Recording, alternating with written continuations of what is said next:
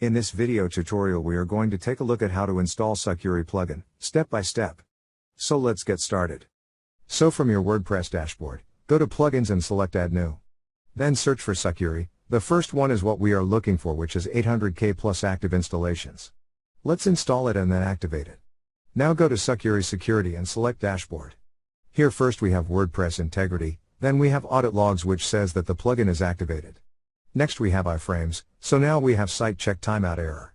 Then go to Links, and then Scripts. Next we have Firewall, WAF, here first we have Firewall Settings, for this we need Firewall API Key, then we have Audit Logs, next is IP Access, here you can add IP to the block list, then Clear Cache, click on this Clear Cache button to clear it.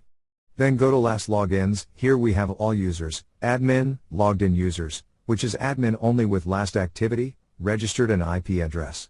Then we have failed logins which is empty. Now go back to dashboard. So this is all about Sucuri plugin. Thank you for watching.